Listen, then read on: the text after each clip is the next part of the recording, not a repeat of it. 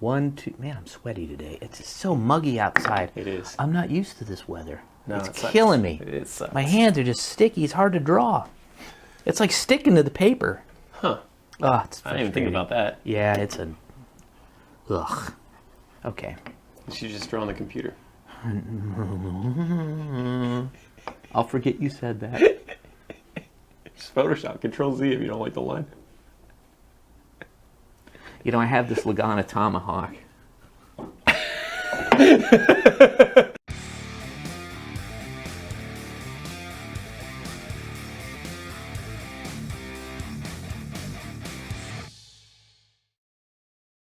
Hi, everyone. Hey, welcome back. We're doing another really cool piece of treasure that you came up with for your campaign. Yes, more treasure, because I had to... We were playing, it was a few weeks ago, and I was under some deadlines, and I didn't have a lot of time to paint new treasure for the campaign. So I had to come up with stuff fast. And I was looking through treasures from Russia. And now we had done something similar to this before. Remember the little monkey statue we did? Yes, made out of the pearl. Made out of a pearl. So I found another couple of treasure items that were made out of pearls and then added to. Yeah, so the idea is like, back in these days, you're mining pearls and you kind of want them to be more or less round. And if you find one that's in a really weird shape, you can't stick it on a necklace or a bracelet or something like that, or even set it into, a piece with some gold or whatever.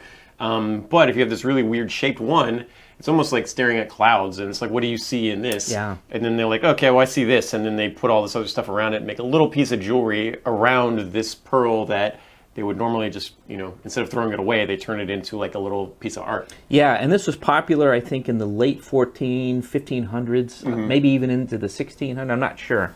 But it was I know it was popular in Russia, and it was popular in Germany to make this kind of jewelry, or at least to wear it. So... this was a real weird one. It's a pin. His chest is... I want to show this, Ben. Here's this dude. And this is based off a real piece. Yeah, it's based off a real piece. I only changed a couple little things on it. I think some of the colors are different than what I had originally... what I painted. And it's made out of gold. And the freshwater pearl is like his chest. And then, of course, he's wearing this kind of suit of armor, and... he looks like some kind of guardian hero, so my idea was that he pops out and he's like a guy that fights for you. He's magical. Yeah. On a command word or something, and then when he's reduced to hit points, he turns back into a pin, or he does something else, and I thought, yeah, this could be another figurine of wondrous power. Yeah, type of thing here. So the other one we did was the monkey, and the idea was it's a pearl that kind of looks like this, and it's a monkey, and you throw it down, it turns into this little monkey, and he can get stuff for you or entertain people, and then he pops back, and you got him again. And then this one's more of a combat guy, so you kind of touch the pin, and he springs out as a. And I like the idea of him looking exactly like this, right? Yeah. Even with the pearl skin and stuff like that. So. He jumps out, and he's wearing really interesting armor. Yeah, it's kind of a Roman-esque parade armor type thing. Yeah, it looks almost Indian to me, like India. It's weird. Yeah. So this is Russian, so I guess that kind of fits. Russian, kind of a mix between the Eastern Roman and India and some Central Asia kind of. Now I don't know 100% sure if it's a Russian manufacturer.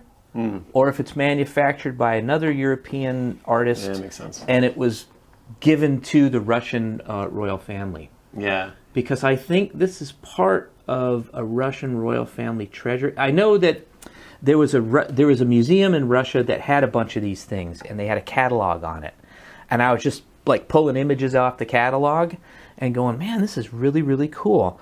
They had a whole bunch of these, a bunch of mermaid figurine type these out of the pearls, and some other really strange stuff. I remember those because you had the book that time, and we were talking about it, and you were like, here's some other freshwater pearl things, and I was like, oh, okay. Remember I said it looks like clouds? Yeah, that was Sweden. Yeah, Swedish royal treasury, yeah. And you were like, oh, well, they make these things out of pearls, and it's what I said earlier. It's like looking at clouds, what do you see? We can make this, and then just 90% of it was boobs.